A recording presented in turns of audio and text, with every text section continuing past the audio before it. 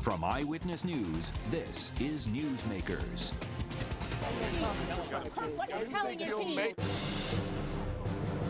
Curt Schilling's ego and lack of business savvy were key factors in the demise of 38 Studios.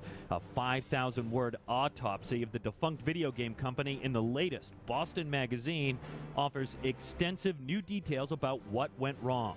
Our guest on the first half of Newsmakers landed a 2-hour interview with the former Red Sox legend.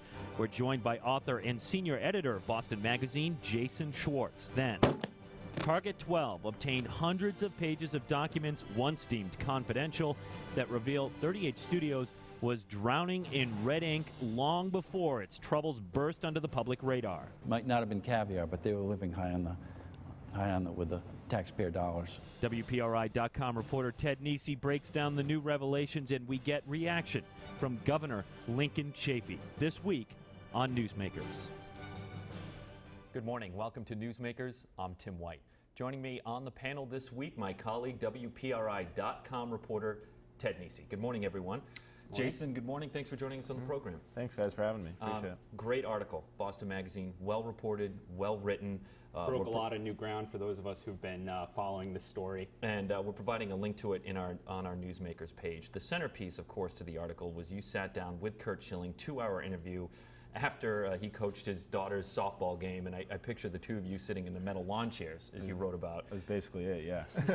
You got to tell us, I mean, how did this one come about? How did that interview happen? Well, you know, I'd been working on that story a long time, not as long as you guys, perhaps, but Curt was the last interview I did, I think.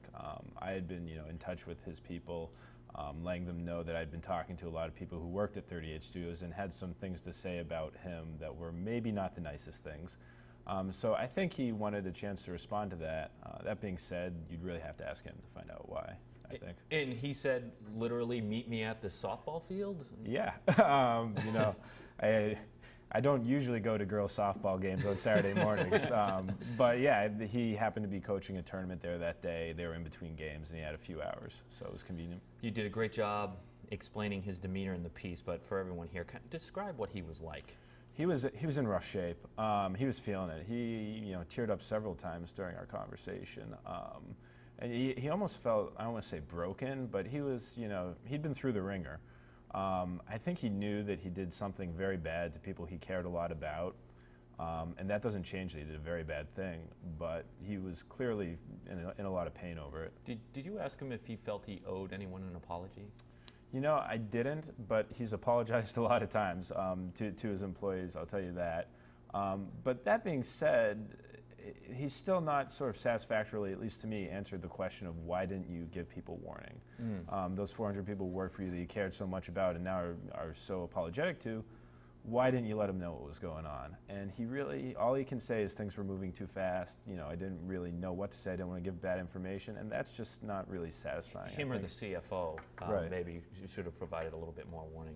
That gets to the heart of what was fascinating me. You interviewed him, he got a chance to speak, and he still didn't come off looking that good. It seemed like he didn't understand business. His ego got in the way. He was over-optimistic based on the conversations you had with a lot of people. How would you describe Curt Schilling as a businessman based on your reporting? Well, not one that I would want to go into business with. How about that? The thing is, he was so successful playing baseball, and the remarkable thing, I think, is that he thought that would carry over.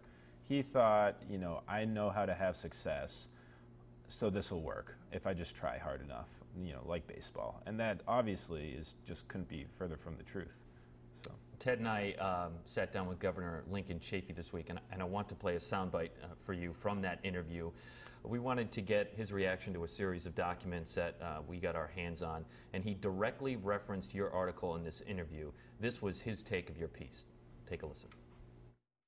Their spending rate, which we learned from the Boston article, how much they were spending on dinners and lunches, and so not only were they taking the money in, but spending it very, very wildly.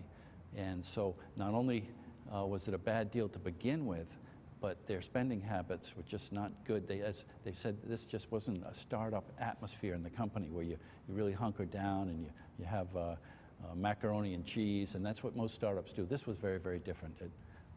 It might not have been caviar, but they were living high on the with the taxpayer dollars. Living high on the taxpayer dollars, they should have been eating mac and cheese, didn't act like a startup. Do you agree with that characterization? You know, I think the biggest issue, and I talked to a lot of people who work there, and a lot of people said to me it never felt like a startup. It felt like an established company. So the dollar spent, yeah, you need that money back. Obviously, they ran out of money. But I think the bigger issue was the culture. You know, and this is something Kurt said, and we quote him in the article, is it never had the feeling of a startup. They were very comfortable. He said almost, you know, invincible. I think that's the word he used. Invulnerable. Invulnerable, Said, there it is, yeah.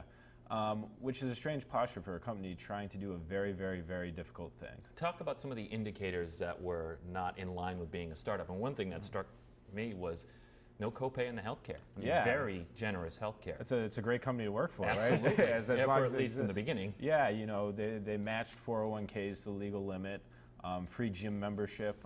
When the company started out, they actually rented a couple houses near the Maynard office for people who were moving into town to sort of crash in. And that didn't last too long, but it sort of gives you an idea. And it also sort of brings up sort of the Greek tragedy element of this, I think, is that Kurt's instincts are to be a very generous person. And he's a very optimistic person, but sometimes those impulses went against better sense. Yeah, there's a disconnect, it seems like, between he wanted to run, he talked about being Bill Gates rich, a Fortune 500 company, but he was also running a pre-revenue company, and it almost sounded like he didn't understand at times the difference there. Right, and I don't think he understood how big his challenge was. That's the big thing, but he definitely seem not to understand that, you know, you behave differently if you're a pre-revenue. If you're not expecting revenue for, you know, 4 or 5 years down the line, then you just, you know, you can't act like, you know, in a style. You can't be Google, you know, you can't be Microsoft. So one of the big sources in your story that was also fascinating, a trove of private Facebook messages that 38 Studios employees were exchanging as the collapse happened. I mean, what was sort of the story those told? You know, those actually came up. Kurt did an interview on WEEI, which, you know, was not maybe the hardest hitting interview. They were very defensive of him, Dennis and Callahan, and he's been paid in the past to be on that show too.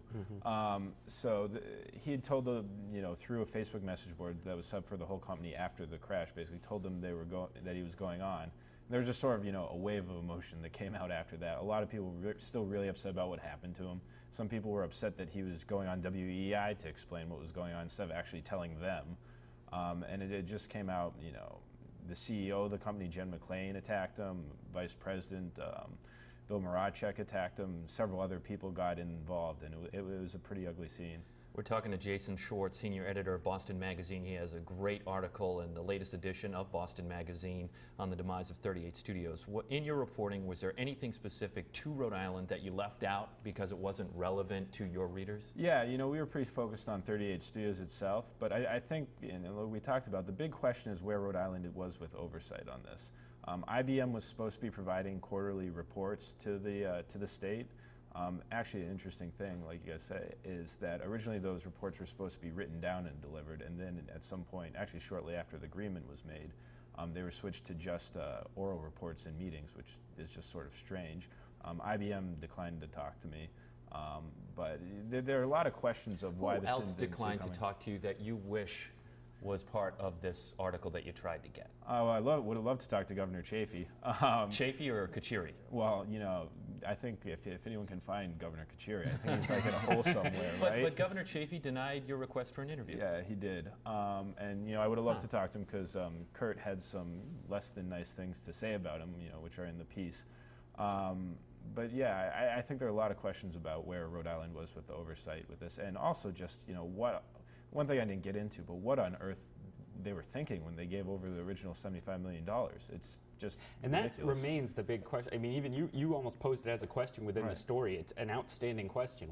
Because if I have this right, it's clear in your story they were running out of money around the time before they got the deal with Rhode Island, right? They could have been facing this existential crisis then, and then the EDC swooped in here. Yeah, if not for the state of Rhode Island, we would have been having this conversation in Massachusetts, thankfully with no taxpayer money involved because the state turned that down.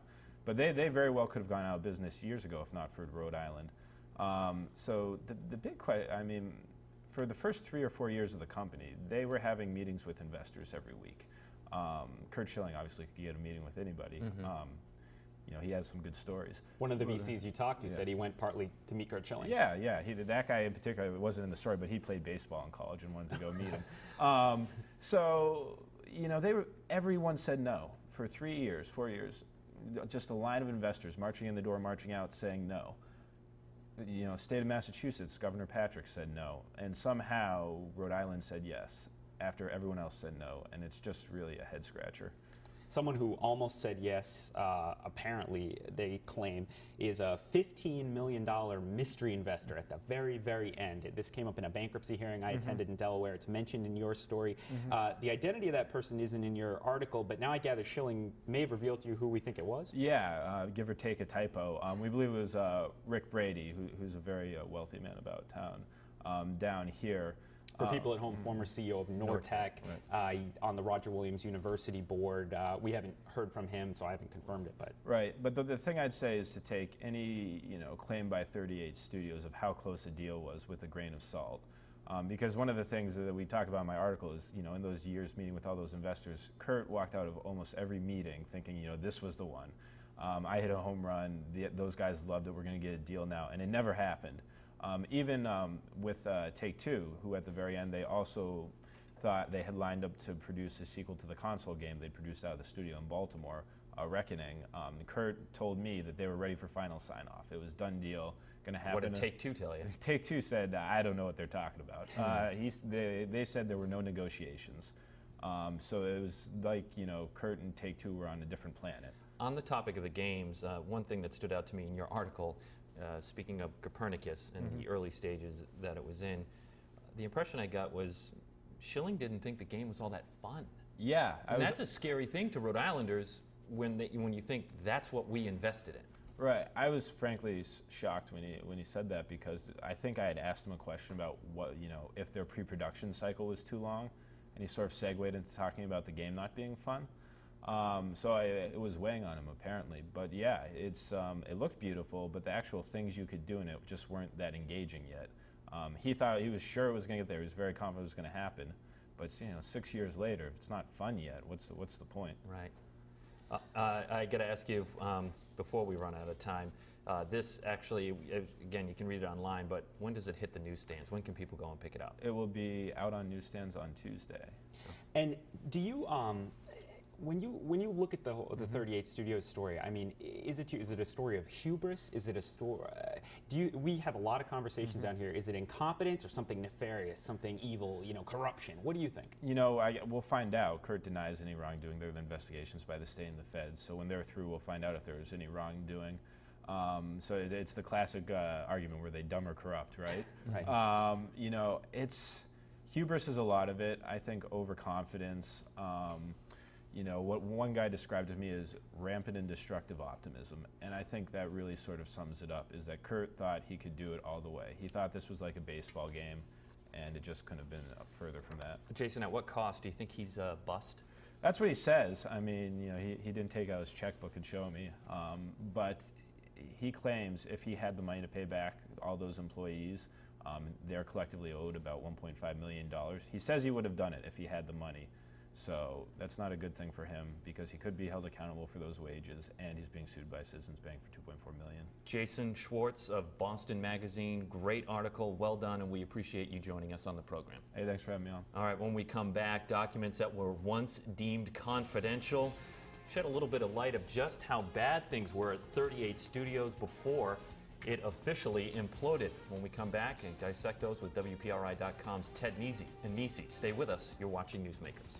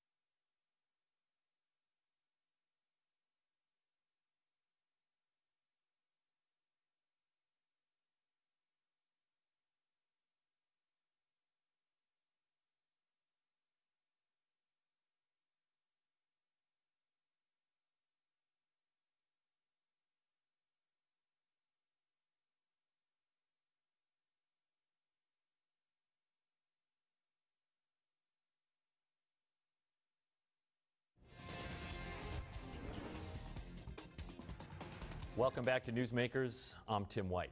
As part of a public records request, the Economic Development Corporation released nearly 1,100 pages of memos, emails, and financial data on 38 studios. The documents show the company spent $133 million since its founding, but took in only $27 million in revenue. We also found company executives were far too optimistic about their revenue projections, falsely predicting they would rake in more than $100 million in 2012. Also striking is the fact that 38 studios continued to spend upwards of $5 million a month, even when it was clear they were drowning in red ink.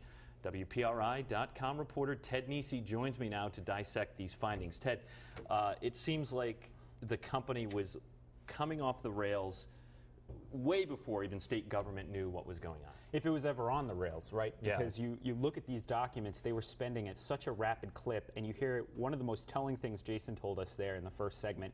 The company was running out of money in early 2010 before Governor Chafee, the EDC, swooped in, gave them the loan, and put them through. I mean, that tells you this company was never on a sustainable path and was always, one failed investment away from collapsing. So it raises just the same question. We keep saying it raises questions, but it's just what was being thought, what was looked at, what books were there, why was this done? And we know, too, that it wasn't that there was a lack of opinions coming into the governor's office about whether or not they should have been investing in this company in the first place. Yeah, the Journal this morning, we're taping on Friday, has a story about Sean Weston, who's or Eston it might be, who's a financial advisor inside the EDC. I have those documents as well, those emails we do, and they were raising questions that he said, I have less information on this $75 million proposed deal than I do on a $10,000 micro. You know, Joe's hardware store expanding into Warren or something. He would have more information on that than $75 million.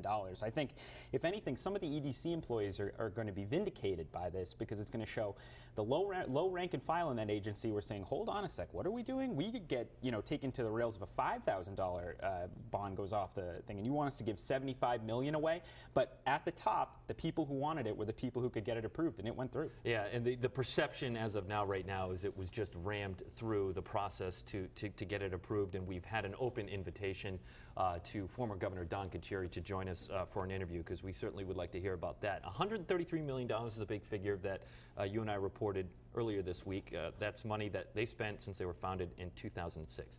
You talked to industry experts. Is this out of line with what the type of game that Schilling had dreamt of that he was trying to create?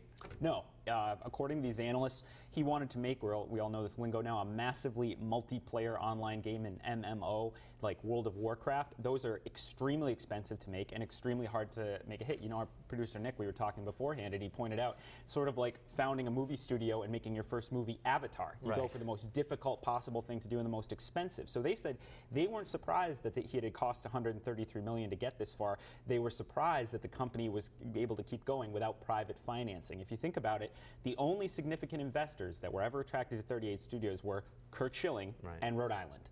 They couldn't get, as Jason just said, they had VCs walking in and out of that company for years. They said, no, I don't want to touch this. So that's $100 million. We're looking at an extra $33 million that was spent before they ran out. We saw $27 million in revenue. Where do we think that money came from? I think that's Electronic Arts giving them an advance on the first game that came out in February. They get about $27 million in advance based on the future royalties that are expected from it, and then that advance was sort of being paid back as games actually sold. So they got the money up front, and then over time, that's why there was no money coming in after the game came out. When you were in Delaware for the bankruptcy filing, correct me if I'm wrong, that's one of the things that came out at this, is that they sold 1.3 million games. Their revenue projections, it looks like, were based on that. They had to hit $2 million to pay back that advance to EA, and then after that, it was going to be gravy for the company. That never happened. Did not. Right? We were looking at these earlier this week, Tim. Almost $20 million a month in revenue by the end of this year.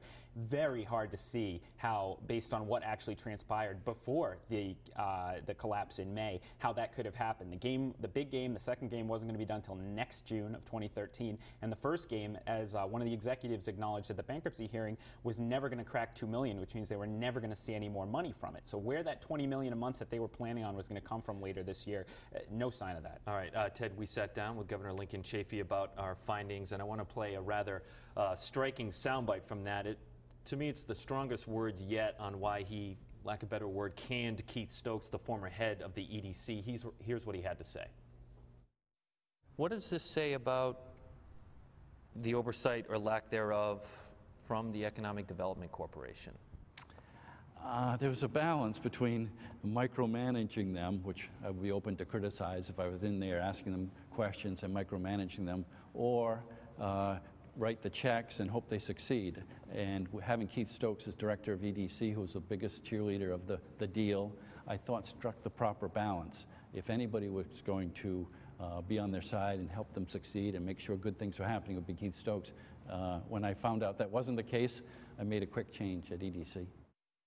If anybody was going to be on their side and make sure things were going well, Keith Stokes, that wasn't happening. The words from the governor. Is the translation here, I relied on this guy and he let me down? Undoubtedly. And I think one of the striking things that's coming out in these emails, and there'll be more stories, the Journal and us in the days to come, I'm sure, is the almost obsequiousness of EDC leadership. Keith, other people there, toward a company they had given $75 million to. You know, as one entrepreneur I talked to here in Providence said, if I got $75 million from a venture capitalist, I couldn't go to the bathroom without them knowing what I was doing. Everything I did, they would have sign off, they would be able to know where the money was going in and out. You get the sense from EDC, 38 Studios says, no, we don't want to provide you with those documents. So EDC says, okay, that's fine. What if we did this instead? He mentioned the IBM monitoring deal being changed to oral reports from written reports.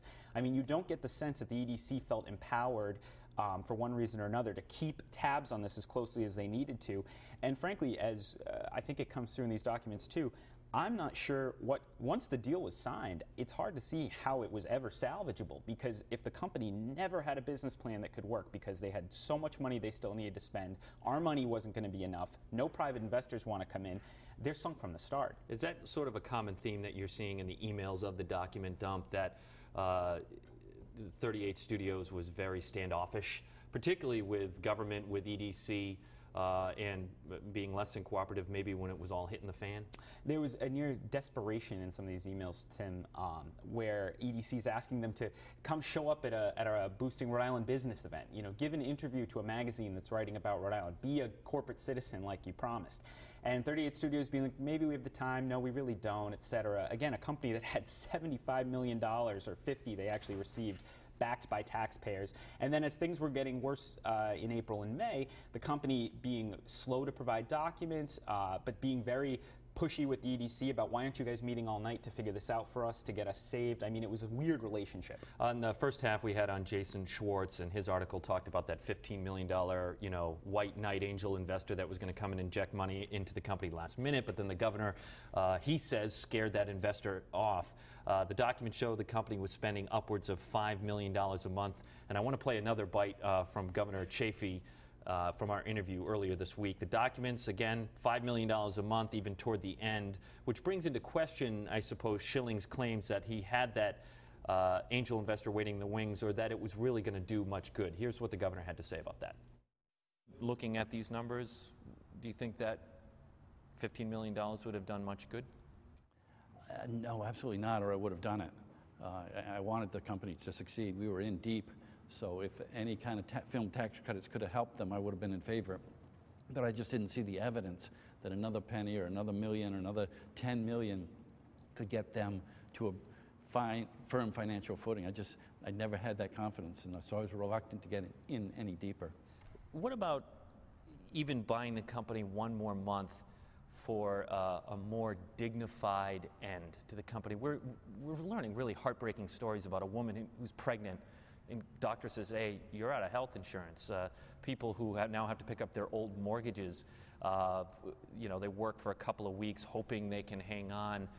Had that conversation ever occurred in your office? Let's buy him a month. Tim, the taxpayers in Rhode Island are in tough circumstances. The economy's not good here. People are struggling. They're stressed out. To ask them to help out a company, many of whom came from out of state, so they can get an extra month, I don't think would be a good business decision. I don't think the Rhode Island taxpayer would support that. Ted, let me ask you the same question that I asked Governor Chafee in that interview, and that is, do you think, even if that investor was going to put in $15 million in the end, do you think that would have done much good? There is certainly an argument out there that the smarter move by the state would have been fund them for another month or two so that you keep the team in place. The team was the core value of 38 Studios at this point. Keep them going, give them a little influx of cash somehow, and everything else. That said, let's say the $15 million came through, and Schilling says that was reliant on getting the $5 million from tax credits. You got $20 million with that. Well, just take the $5 million a month burn rate times another 12 months to get the game done. That's $60 million.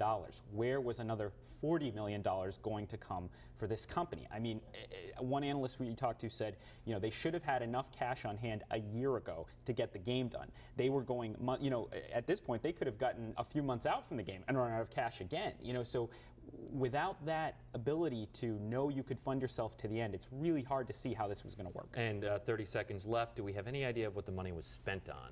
A little bit. We had, I mean, Schilling was clearly spending a lot of money on travel and entertainment. You know, we also know that the whole healthcare was very good, but most of it was R&D. It's people. That's what the analysts say. It's people, salaries, benefits, to keep your people in place to make the game. That was the core cost, and that again goes why I don't think it was nefarious. I think it was just a bad business plan. Well, WPRI.com reporter Ted Nesi, thank you for joining us on the program. Our first half guest was Jason Schwartz. Had a great article on the demise of 38 Studios. We'll have a link to it on our website, WPRI.com. For Ted Nesi, I'm Tim White. We will see you next week on Newsmakers.